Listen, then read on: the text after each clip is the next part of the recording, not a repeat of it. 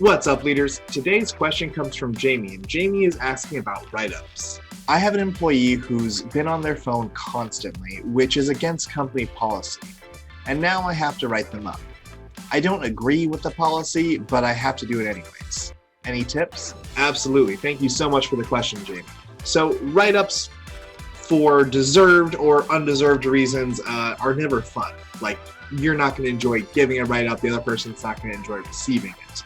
So when it comes to write-ups, I find the best way to do it is by making it as systematic as possible. Letting people know that doing A leads to B, and then doing B leads to a write-up. So, for example, what I frequently use is when any of my employees are having issues with anything, I'll let them know that, hey, if you're ever having issues, come and find me and let's work together and let's nip it in the bud. But if you don't do that and an issue, continues, first will be a verbal conversation where I'll address the issue and we'll find out if you need support from me, if you need training, if you need some help. Basically, we'll try to problem solve it as best we can. And hopefully that fixes it. If it happens again, then, it's a more serious verbal conversation and I'll say, hey, we need to do something because if this continues, I'm going to have to do a write-up. So what can we do in order to avoid this? So during steps 1 and 2, I'm really kind of giving all I can to support the employee to make sure that we don't have to move on to step 3. But if the employee just isn't willing to accept help and is not willing to make changes, then step 3 is inevitable. So because I gave them the warning in step 2, hey, if this keeps happening, it's going to lead to a write-up. When step 3 happens, when they don't make a change, it's not really a surprise to them. Because I did the prep work, they knew this was coming and they knew what they needed to do in order to change the outcome, and they chose not to do that. So it's a simple conversation.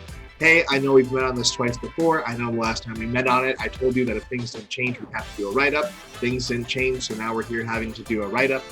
This behavior absolutely needs to change. You're not in this on your own. I'm here to help you. What do I need to do to help you change this behavior? Is how I like to direct that original write-up conversation. Because I don't want to keep fucking doing write-ups. It's not fun for me. It doesn't really paint me in a good light when it comes to the rest of the team. So I want to fix it just as much as you do. And when I enter a write-up conversation with that goal in mind, I think the person's a lot more willing to work with me and make changes because they see that they're not just here.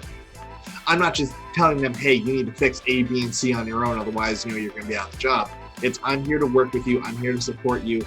I'm trying to give you solutions so you don't have to experience this anymore. So making sure you're very clear with the communication before the write-up even happens of, hey, if this doesn't change, we're going to have to do a write-up is very important. Obviously, we missed the opportunity for this example, but moving forward, that's a very important one to keep in mind. When the write-up does happen, let them know that, hey, you're not in this on your own. I'm here to support you. I don't like doing this shit either. What can I do to make sure that we never have to have this conversation again, or I never have to write you up again? It really kind of shows them that you're there with them as a team member. You're not just dumping all these issues on them to figure out for themselves, and you're there to support them, which makes them less defensive, less likely to argue with you, and more likely to make changes. And 3, honestly, if the employee is not willing to make changes and you can see that they're clearly on their way out, don't stretch out the issue any longer than it needs to be. Let them know at that first write-up, hey, if this doesn't change, we're going to have to go to a second write-up, and if it doesn't change after that, we're going to go to a termination. And then the moment they do it again, just do the second write-up right away because they're clearly not giving a shit. And then as soon as they do it again, do the termination right away so you can just nip that toxicity out of the workplace entirely. Because what you don't want is to let that linger. Give them that first write-up and, they'll keep doing the same thing for a month and they'll, bitch and moan about it to tell their coworkers and say, oh, Jamie, wrote me up for this. Everyone else does it. I don't know why Jamie's singling me out. They're going to become a source of toxicity in your team. And then because you gave them such extra leeway and you're like, okay, I gave you a month, you're still doing it, we're going to do a second write-up, they're going to be all the more pissed about it. They're going to go to the rest of the team and say, yeah, I've been on my phone for 2 weeks and Jamie didn't say anything about it. And now all of a sudden today it's an issue, yada, yada, yada. That's where toxicity comes from.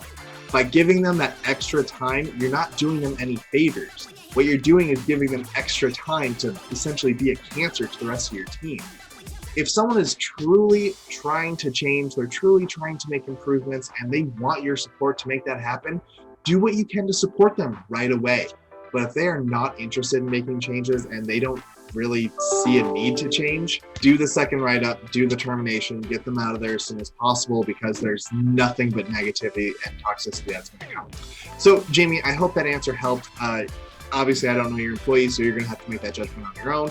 Is this something that they're actually struggling with, and it's a genuine mistake, and they could use some support to make sure it doesn't happen again? Or is this an employee who just doesn't give a shit and is just doing what they want and they don't care if you write them up or not?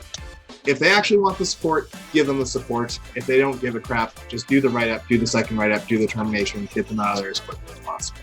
I hope this helped, and I wish you the best of luck.